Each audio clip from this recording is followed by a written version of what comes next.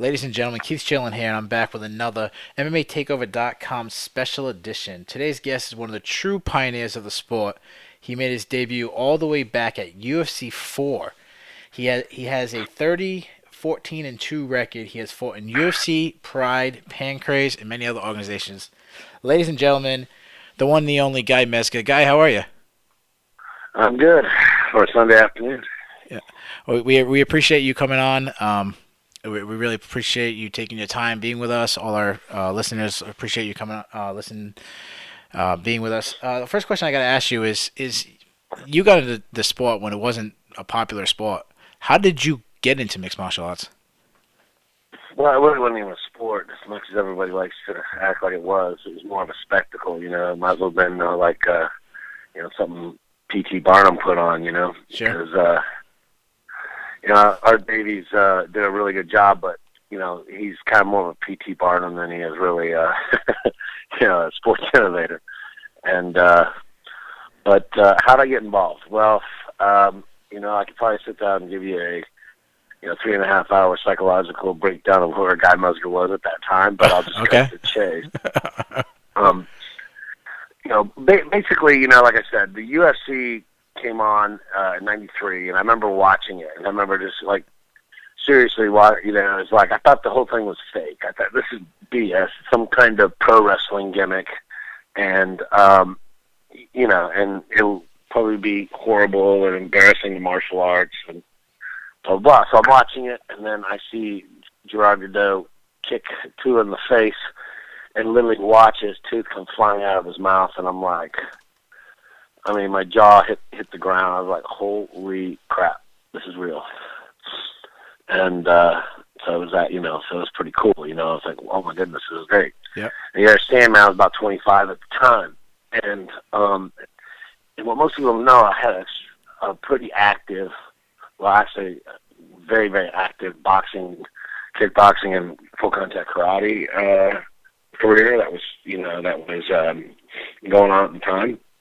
Now, the problem with those sports, by and large, for the most part, is that you get a lot of accolades, but you don't get a lot of money, and especially in kickboxing stuff and full contact karate. And boxing, to be honest, you have to sell your soul before you ever make a dime. And and to be honest, 99% of the money is in less than 1% of the hands in the boxing world. Yep. And so really at 25, I'm thinking, man, I got to figure out what I'm going to do in my life, since, I was, the number one rated kickboxer in the world. I won the World Full Contact Karate Championship twice, I was an undefeated boxer, but I'm not really making a career, so to speak, and, so I was like, all right, I got to put on my big boy pants and figure out what I'm going to do in my life. And then I said, I saw the Ultimate, and I'm like, you know what? Why don't I fight in this thing, And so I knew I could win. I was watching a lot of those guys fight. And back then, remember, it was more style against style versus athlete versus athlete. They put they put a boxing athlete against a wrestler. They put a wrestler against jiu-jitsu. They put a jiu-jitsu against karate, And so a lot of these guys were very one-dimensional. And I had, I was a college wrestler. I was a nationally ranked judo player. I was, at the time, I ended up winning the world championship in '95, but I was the number one rated kickboxer in the world, undefeated boxer. I figured, I had a bunch of different skill sets that a lot of these guys didn't have at the time. And I sit there, especially when you watch UFC 1 and UFC 2, and you're like, oh, hell, man, this wouldn't be that hard, outside of the fact that you're fighting with no rules and no time limits and no weight classes, which is something that that kind of keeps you up at night. But the logical concept behind it, I'm like, I could do this. So my idea was, okay, let me go fight in this thing. They're going to shut this down because there's no way they're going to allow no rules. I mean, we love our violence in America. We do. But we like to act civilized, and we like to call them games. You know what I mean? And call them sports. And we add rules to them. Like, look at football. Football is really 11 armored knights against 11 armored knights. You know what I mean? Crushing each other, sure. And so we're really uncomfortable when we're honest about it. Like the UFC, it's the one thing the original UFC was extremely honest about what was going on. Yeah. And, and I think that made people uncomfortable because the amount of injuries in it was relatively low. It was a lot lower than, serious injuries was a lot lower than what they have today. Uh-huh. in any sport, right? Any contact sport, right? There's probably less injuries. Seriously, there's probably less serious injuries, and I hate to say this, there's probably less serious injuries than in soccer. It sounds funny because you see soccer players go down like a bunch of wusses, but the amount of head injuries soccer players have is staggering. Yeah. And I know. I mean, I work as a functionalist too, so it's like I know, like soccer players with some pretty severe head injury, right? So we're just uncomfortable with that idea that the original UFC was like no bones about, hey, we're here to fight, no rules. We'll find out who's the best guy. Yeah. And the whole idea is very romantic. In fact, that whole idea has kept the UFC going because there are more rules in UFC now, Of course. than there are in boxing and kickboxing. Yeah. Right. Yeah, of course. And so but everyone still we're connected to those kind of romantic days of being a gladiatorial sport. And so I said, I'm going to go do this, and then I'll go in there, I'll win this thing, and then we'll shut it down, and I'll retire from fighting and be able to tell everybody that I fought in this crazy, no rules, martial arts tournament, and tell lies about how dangerous it really was, and tell lies about how good I did in it. And so that's really how I got involved, and because they were looking for. The site promoter was a guy named Buddy Albin, and he promoted fights of mine, and he was the site promoter for the UFC. And he said, hey, you want to do this thing? And I said, yeah, sure. And that's how I got started. Now, you made your debut at UFC 4, and you also fought at UFC 5, and both of them you were an alternate. Is there a reason why you were put in the alternate like two times in a row? Well, yeah, okay. So the first one really wasn't an alternate position, okay?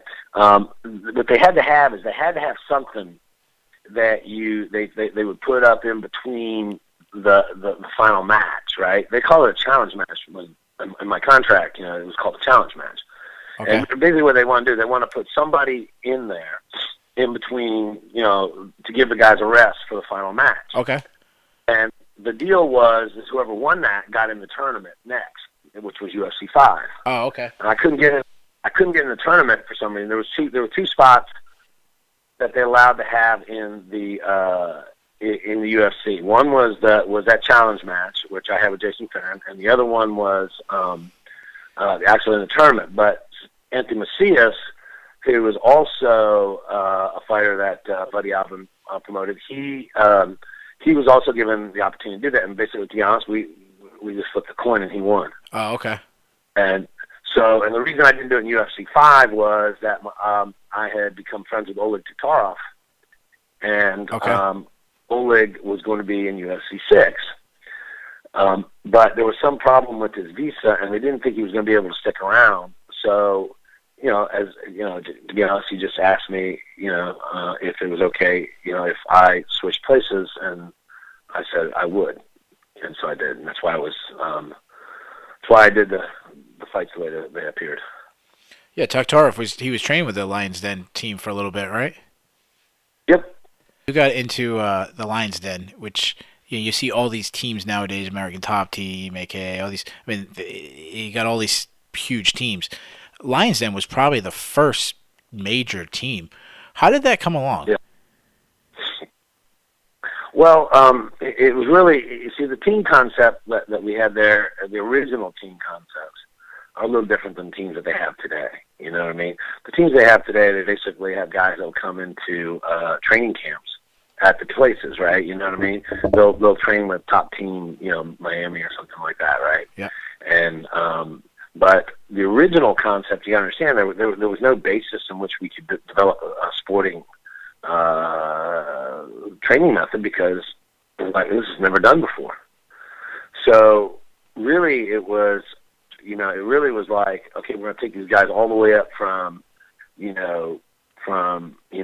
chickadees all the way up to roosters, right? So, Ken had, experience from the dojos in Japan, and that's really what it was based off of, was the training dojos that were part of the Pancrase organizations and Fujiwara Yuma and places like that, where Ken had originally got his training.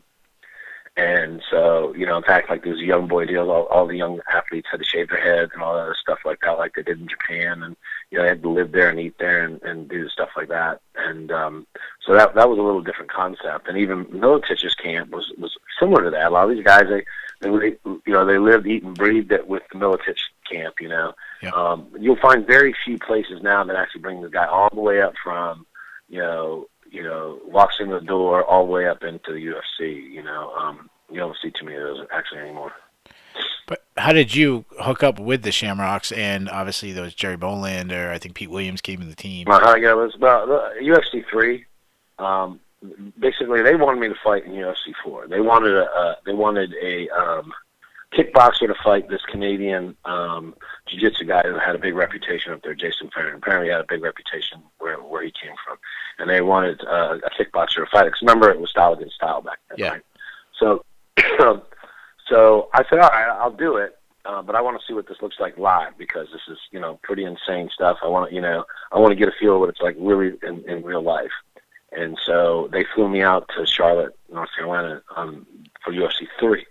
And I was there, and I met Bob and Frank and Ken, and basically just told them, hey, I'm going to be fighting UFC 4. I'd love the opportunity to come out here and train. I said, I've had some experience in fighting, but you know what? I want to make sure I'm not going to get killed because I've never had to fight somebody with no rules, no time limits, no nothing. I said, there I go. It's kind of a uncomfortable thing to think about, and I just want to make sure I'm not going to get killed out there. And and they were open to helping me out, and so that's how I met them all, and that's how I did it. And then when I flew out there, I originally was just going to go do some training, and then Ken asked me if I wanted to be part of his team, the Lions Den. And I did the infamous tryout, and the rest was history. So I started, I became a Lions Denner. Now, do you remain in touch with those guys? Do I remain in touch with them now? Yeah, today.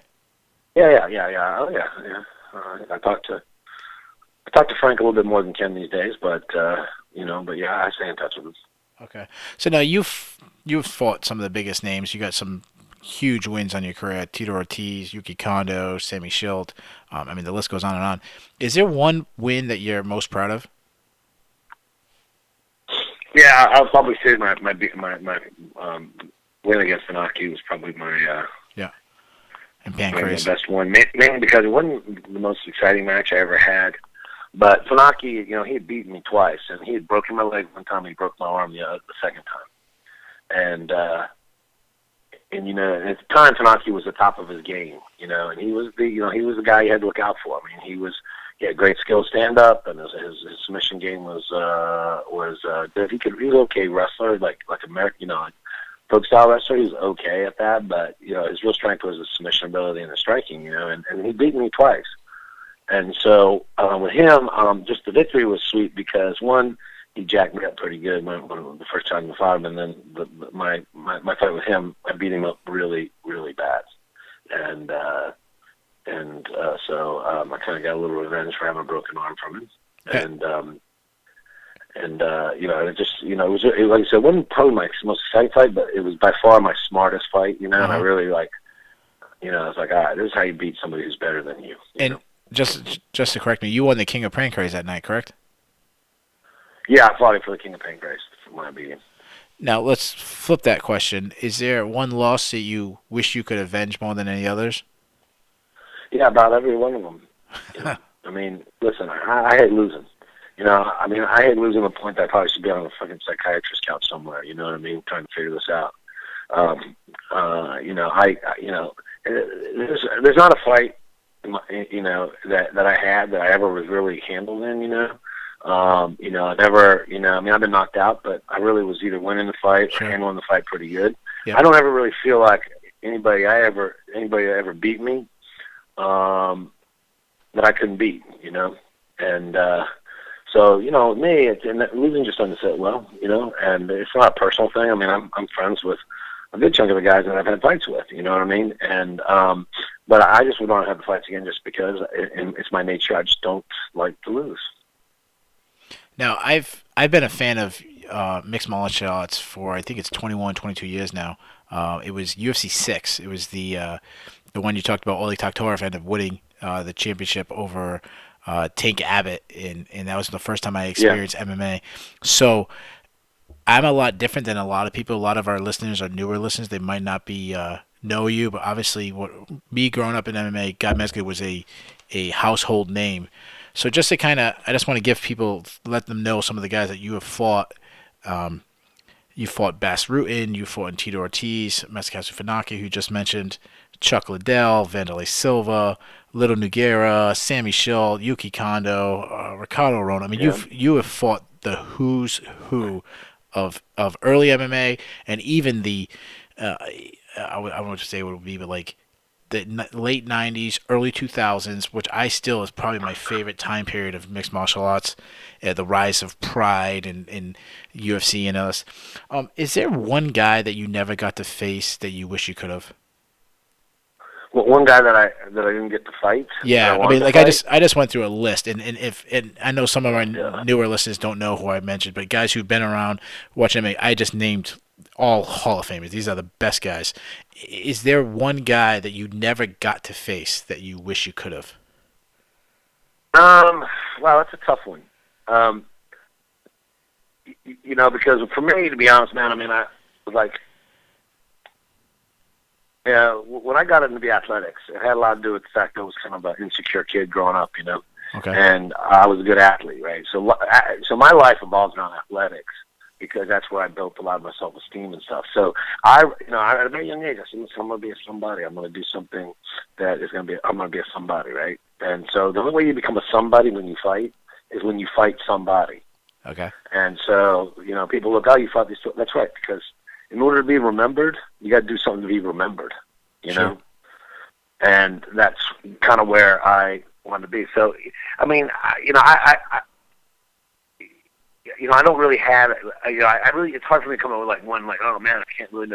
I mean, any of the real good guys that would, like, like Dan Henderson. I love the guy at Deadly Like a Brother. He's a great guy, but like if I didn't like him so much or something, he would be like a great opponent. Why? Because Dan Henderson's a freaking legend, right? Sure. So if I fought Dan Henderson and beat him or something like that, then I would be remembered. You would be like, wow, he fought Dan Henderson. Just like people go, wow, you fought Chuck Liddell, right? Yeah. So it's kind of more like that. I mean, there's not any, it's weird.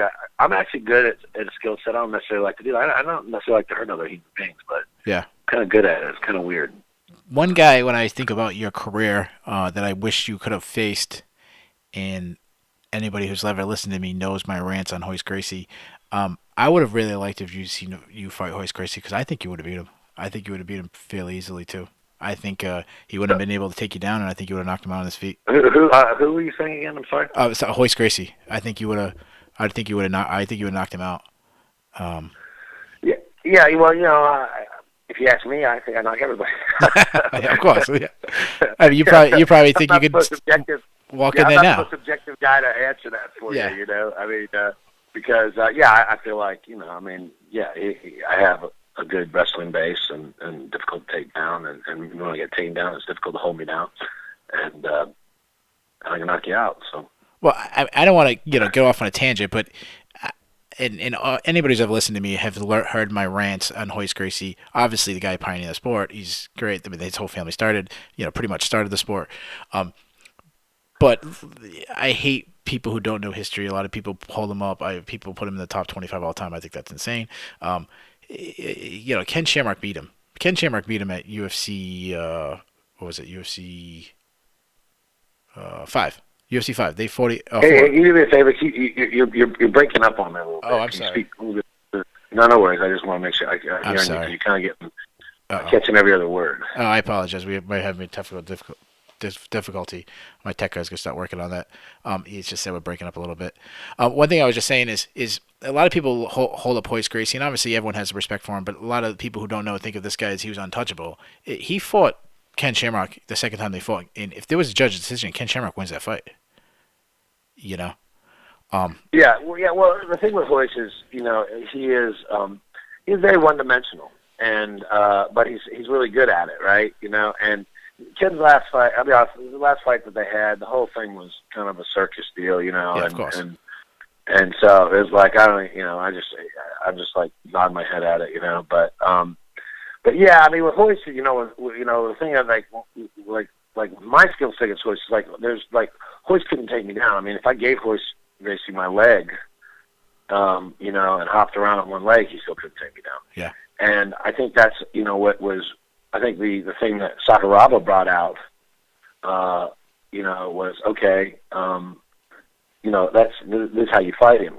Ken's deal is with Ken. Ken likes to fight guys at what they do best and beat them just because that's how he thinks. I can beat him doing this, but I like to do. I want to beat him when he does best. So I'm like, okay, that's not really smart, but okay. Yeah. That's Ken's mentality, right? You know what I mean? Yeah. And for me, I realize that, I have, that I'm not the strongest athlete, that I'm not the best athlete out there, that I'm not the, the most skilled. But what I do have is I'm smart. And I have, so I win fights because I'm a smart fighter. And therefore I have to go play up against guys' weaknesses, not their strengths. And I think my skill set versus Royce's skill set just are a good mix for Royce, So you just mentioned that Kazushi Sakuraba. I have to take the opportunity to bring this up. You had I don't know what the word I'm going to look at. You had a very controversial fight with Kazushi Sakuraba, the fight that ended with you and your cornerman Ken Shamrock walking out of the ring. I'm just going to briefly recap it. You guys fought in the opening round of the 2000 Grand Prix. Kazushi Sakuraba at the time was the biggest star in Pride. He was the Gracie Killer at the time. He was a legend. I mean, he still is a legend, but he was the biggest star in Pride. You faced him in the opening round, and you won that. You beat him, and then suddenly there was an overtime. Kind of give us your tell me your perspective of that fight. Well, okay. Well, I mean, let me tell you. Okay, first of all, I got that fight on a 2-week notice, all right? And so and I would have normally not taken that fight, but to be honest, they offered me so much money, I'd like, all right, I can fight any human being for that amount of money, all right? And it was probably the first time I actually fought for the money, so to speak, because most time, the money was a secondary thought process for me. But it was so much money, I was like, all right, I'll fight this guy. But, okay, so the way the fights were done is they were 15-minute fights, okay? If you did not render a decision in 15 minutes, you had to do another 15-minute fight, all right? And so I said, since I'm getting 2 weeks, I was coming out of a very bad kidney disorder that had kept me from doing any real training and competing for almost 6 months. So I'm not like in great shape here when I get this 2 weeks notice, you know what I mean? I just started training like 3 weeks before that. And, just trying to get back in shape, not even preparing for a fight or anything, just trying to get back in shape. And so, so I said, all right, so we agreed, and the contract agreed to one 15-minute round. That was it. They had to render a decision, which, if you watched all the fights, every other fight after that was a 1 15-minute decision, right? Okay. Or the fight was stopped. So that was the arrangement. That was the contract. Okay. So I went there and I I fought the 15 minutes, and they decided that obviously, like I said, obviously I won the fight, but that in order for this to really take off in Japan, they needed their number one hero. They weren't expecting me to win. They knew I had this kidney disorder because I had to cancel a fight that they'd offered me before. I was like, no, I've got this problem. I need to, it's got to be healed up before I can, continue on with things. Because, it's like my life here. And so they knew I had this condition. They knew what I was dealing with. So when they called me up at the last minute, they basically wanted to come in, offer me enough money to go in, get beat up. I was a big enough name being, UFC, winning the UFC championship in 13, and then, being the king of pancrase and stuff like that. So, basically they just want to beat, they want to bring in a name and beat me up. And that's why I got the short notice on the fight and the whole 9 yards. It just didn't turn out the way they wanted to. So, Pride being Pride, is they just changed the rules. They're just like, all right, we're gonna, you got to do another 15-minute round. But it was in our contract. No, we weren't going to do that. So that's really what happened. Can you tell us any other instances in Pride? Now, I don't want anybody at home thinking that I'm anti-Pride. I mean, there was some of the most classic, greatest fights, greatest fighters ever in Pride. But obviously, you always hear these stories. But if you're asking, like, is Pride crooked? Yeah. Okay. I didn't want to ask you to come straight out. They were just very creative. They're very creative in their scorekeeping and stuff. And there's no, you understand, there's no sports commission, no nothing that regulates these guys. Nothing. Uh-huh. And, so they did what they wanted to do, and yeah, and because they were paying a stupid amount of money to those athletes. I mean, those guys, we were getting paid really good. So, yeah, a lot of guys didn't give a shit because, when you're fighting for like $10,000 at the UFC at the time, or you're fighting for $100,000 in Pride, you know what I mean? Yeah. You tell me, you know what I Of mean? And course. so, so that was the way it was, and I knew that, I was going to have to knock these guys out in order to win in Pride, Okay. I mean, I knew that if I did not absolutely, knock these guys out, there was, I was going to lose the decisions because, it's Japan. So now, one thing you always hear about the Pride is the steroid use. Did you see a lot of steroid use in Pride? Well, did you see guys shoot up? No. But But, I mean, the you know what I rumors mean? and It's not like someone sat there and dropped a bottle of Deca down and started passing it around to everybody. But no, did you suspect that there were a lot of people on steroids? Yeah, of course, okay. Listen, if you don't suspect there's a lot of steroid use in the UFC right now, then you're kind of silly too. You Sure. know what I mean? I mean, if you don't think there's a lot of steroid use in professional football, if you don't think there's a staggering amount of steroid use in the Olympics, then you know what, man? I mean, I got a lot of swampland you can buy. So let's go back one go back to your time in the UFC. Probably the earliest true bitter rivalry was the whole Tito Ortiz versus the entire Lions Den. And you were right in the middle of it. You fought Tito twice. Um, Yeah. so Tito just retired this past week. Tell us, what did Tito mean to the sport, but also how fun the rivalry was between the two of you guys. Well, listen, Tito, will probably won't get the acknowledgement that he really should get for his role in the growth of mixed martial arts. Sure. A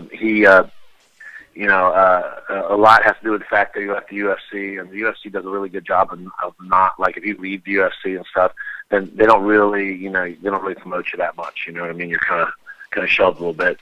Okay. But Tito's, Tito was the original bad guy.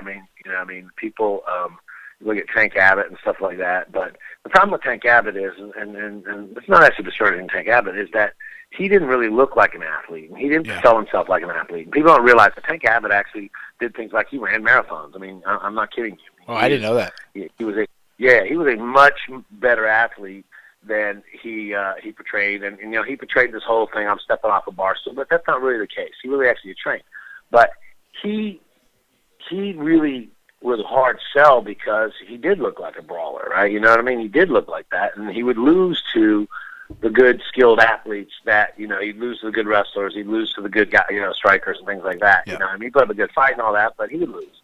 And so really the poster child for the new age of, really that, Tank Abbott, now he was like the no holds barred age, you know what I mean?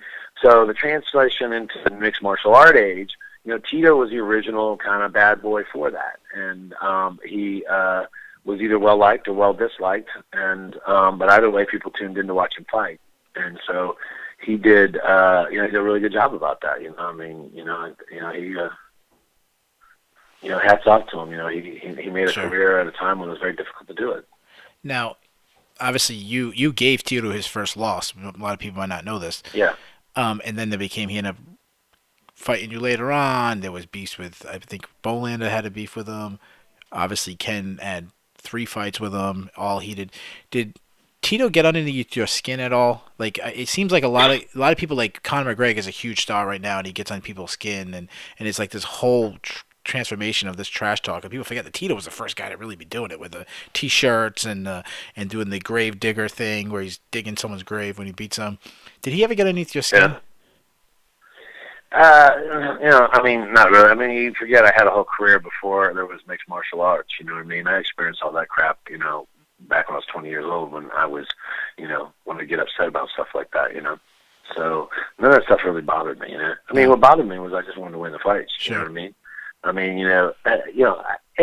me, I think Tito, especially back then, I think he's a lot different today, or he was, I think he went overboard with his whole bad boy attitude and stuff like that, and I think that also hampered some of the growth. I think people liked what was going on, but it was a time when we really should have been showing that we're actually sportsmen and not thugs. And he liked to perpetuate the thug image a little bit more, and that bothered me more than really any of his antics because, to me, I live in a very polite society, right? You know what I mean? I mean, I teach children. I work in, in around, nice people, and and then so you do, and then you're like, and believe me, if I had to defend myself more than one time at dinner parties and stuff, people going, so you're one of those guys that get in the cage and just kill people for money. And I'd always look at him and go, yeah, I'm crazy. I do it for free. But, but the point being is that, to me, he had an opportunity to really be a better ambassador for that, for the sport, the golden sport, which I don't think he took advantage of. But, but that's him. I think I was more irritated with that than just about anything else. Yeah, now, there's at that same time, there was a really good ambassador of the sport. Yourself, I think Randall Couture was around then. Maury Smith was a big star. Mark Coleman. None of you guys were really known as trash talking. You guys were the biggest stars back then. Now, let's fast forward all the way to UFC 50. UFC 50, you're scheduled to fight Tito Ortiz in the main event. You have to pull out of the fight. You got replaced by Patrick Cote. What people don't know, you pulled out of the fight because you had stroke-like symptoms. Unfortunately, that ended your career. Hey, you're cutting out on me a little bit again. Oh, I'm sorry. Talking about stroke? Yeah, I was just talking about. You're talking about UF 50, the stroke? Yes, yeah, that's what unfortunately, you had to pull out. And how's I don't really know how to really phrase this. Like, how's things going with that? Do I have tears out of myself and do I walk with a limp? No, I'm fine. What happened was I was taking a medication called Vioxx, and it was an anti-inflammatory for. I had some knees that were suffering from the years of wrestling and Thai boxing and stuff, and so I was taking this anti-inflammatory that worked really well, but it also caused you to have heart attacks or strokes. So I had a stroke, and I had the stroke while I was training camp. And what happened was I was going in for my medicals because we fight in Jersey. In Jersey, you have to have fairly extensive medical examinations on the brain and stuff after 35.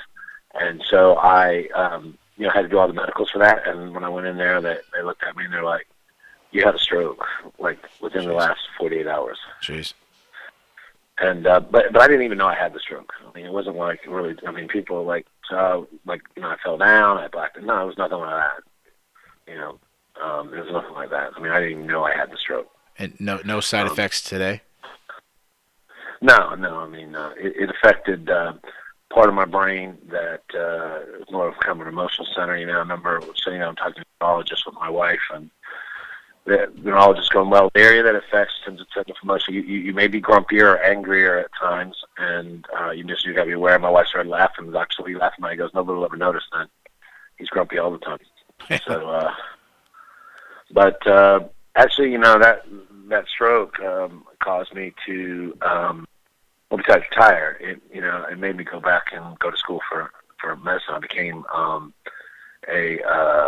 basically more of a medical scientist, but I'm also a functional neurologist that does type of neurology called applied movement neurology, which is basically an exercise to help strengthen the brain. I started to work with a group called Cerebral Health Center. I work almost strictly with the vet program, working with the vets, getting them back into healthier brains and healthier stuff. But one of the motivations behind that was my own selfishness. People always, you did a great thing. Yeah, well, I also had a stroke. I wanted to find out. Yeah. I want to do something for myself too. Yeah.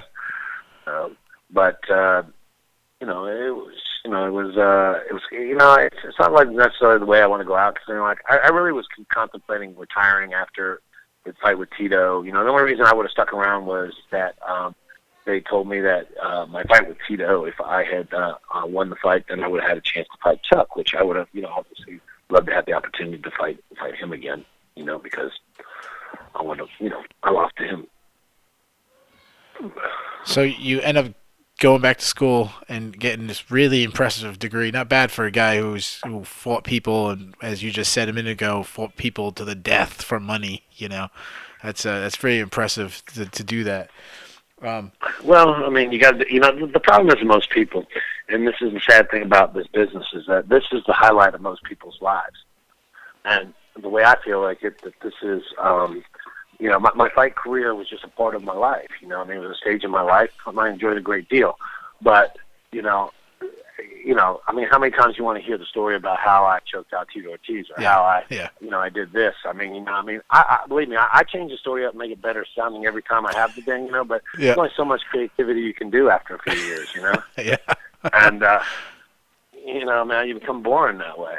And, I always get the same, question. They always go, hey, what is, what is your greatest accomplishment? And of course they always want me to say something about a fight, and they're always like, well, excluding, because almost everybody's, will say something like their wife and their children, which I think is some of my greatest accomplishments. I have an amazing wife and amazing kids. But the funny part is that that's not really an accomplishment of mine. I was just freaking lucky. Somehow I got extremely lucky. So, but I don't want I don't want my whole life to be measured by the fact that I was, that as an athlete. I would love for people to go, hey, Guy Mezger was an amazing athlete, but he also contributed to this world because he was a doctor who helped out vets.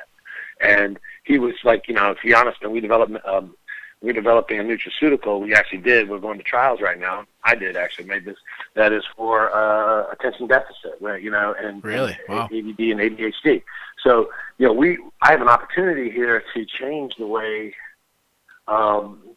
we address ADD and ADHD with children today, and adults, which is, a natural way that doesn't. And so I would rather be known as kind of being like, let's put it this way. Ever since the guy who retired as the most interesting man in the world, I want to take his title, Yeah.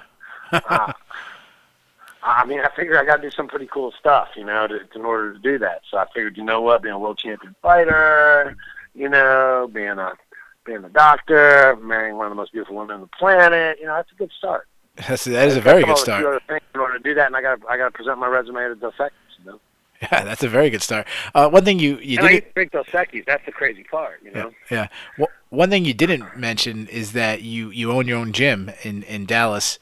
Yeah. Any guys we should be watching coming out of there?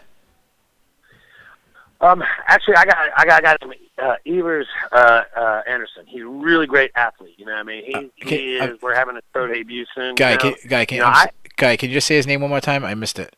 Yeah, Evers, Ever Anderson. Okay. And really great athlete. He's about to do his pro debut. I kind of hold my guys back a little bit because the problem is all these guys want to get into the fight business and they, and they're like, they want to turn pro, they want this, and everybody thinks they're going to go to the UFC, and the reality is that your chance to get in the UFC is a lot slimmer today, all right? And it's not on the same stage. Like a lot of these guys, they're like, oh, I made the UFC. Yeah, no, you made the UFC undercard on television that nobody watches. Yeah. You know what I mean? Yeah, sure. Where you make $5,000 to show up and $5,000 to win, all right? And fight 2 or 3 times a year. So I sit there and go, okay, so let's say you win those 3 fights you have a year, that's $30,000, right? To give you a kind of perspective of how that is in my life, that doesn't even cover my kids' private school. Yeah. You know what I mean? Wow. Yeah. I mean, that's not a Sure. career, And, I say it's a career for a young man, you know what I mean? But not as you get, but, these guys will be in contracts for 4 or 5 years. They'll sign these deals for like 3 or 4 years.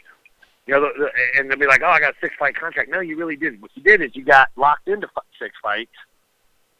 You got locked into 6 fights, and you can get them canceled whenever you don't perform well. So, so I tell these guys, listen, you got one shot to make it into the big show. You got to make a big enough stink that when you fight, that you're either 1 fight away or 2 fights away from being on the pay-per-view somewhere. Okay. And when you're on the pay-per-view, you're on a much bigger audience and a much bigger payday and a bigger opportunity. So I really stress to these guys to take their time to do it right, that you make a splash, you go in there, you kick some ass, get noticed, get on the big card, make your money, enjoy your time in the sun, and then, go off and do something else, Now, you've been like a jack of all trades when it comes to sport. You've coached, you've fought, you've commentated, you've promoted, you've done everything. Is there one thing you enjoy? I was the president of Mark Cuban's HD Net Fights. Yeah, HD Net Fights. I Yeah. mean, we brought all the, we basically took all the shows that are now the feeders to the UFC and stuff like that, to market. Yep. Yep. Yeah, we were watching it some Friday night. We were watching CES. It was part of that. Yeah, because it gives these guys. See, that's the other thing too. Is part of that was, my, getting involved was I was, I talked to Mark about that. Mark is a really solid guy. Yep. And I was like, the problem is that these guys got to get noticed. You know what I mean? It's too hard to get noticed. I sit there, I go, there are a ton of great athletes. We have a ton of great fights on these regional shows.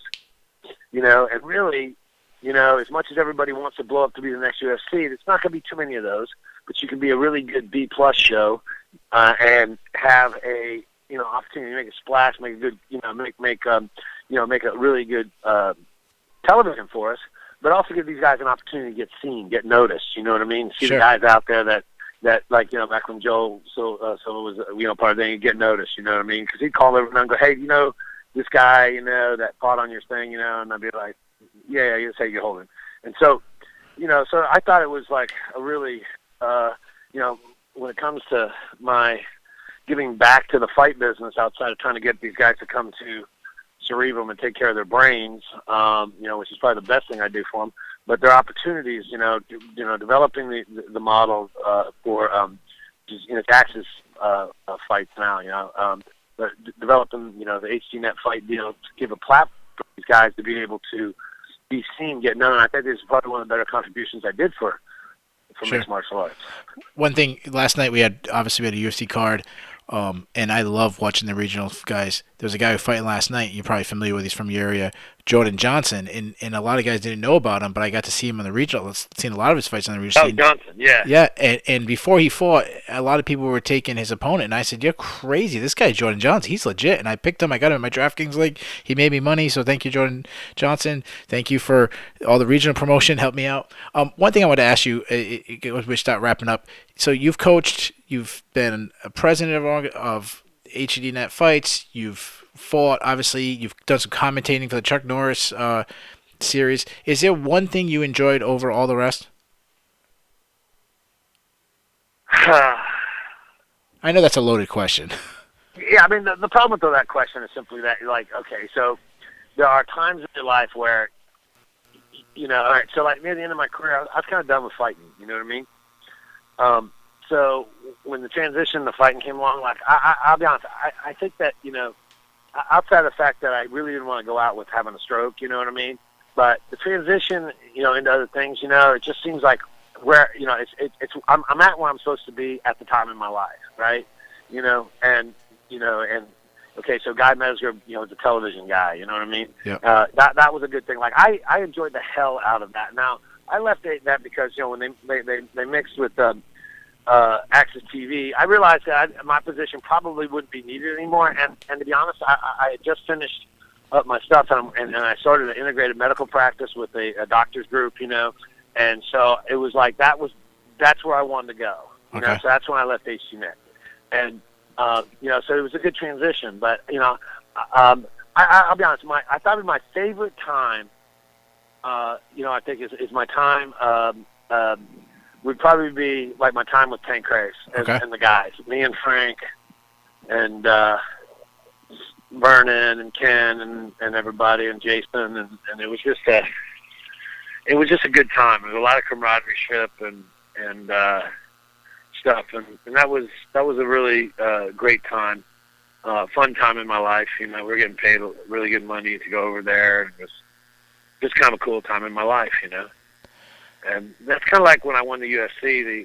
Really the UFC, that one, I figured I was going to win it in the tournament. I mean, I didn't really, I never really expected to lose anything. But but the really cool part about that, and that's even why I fought with a broken hand, was like, all the guys came together. It's been a long time since we all been together, and they all came together to help me get ready for that fight. I mean, the Dallas crew flew out to Lodi, Frank was there, Jerry was there, Pete was there, all the guys were there, and it really was like just kind of a great time. So like winning for that one was kind of like cool because it felt like I was winning for them too, you know what I mean? So that fight sticks out is one of the most rewarding just because I was like, these guys really helped me get to where I was going, and I was so appreciative of it, and just kind of like, been a while since we all did that, and it was kind of a cool time. So as a I have two more questions for you 'cause I know you've been on for a Okay. while and we appreciate your time. As the sport has grown in recognition, obviously it's such a huge level now. Have you personally got more recognition over time? Oh, yeah. I mean, that's the beautiful thing about the internet and Facebook and all the social media. To be honest, man, it's like you have to relive your 15 minutes every couple of years.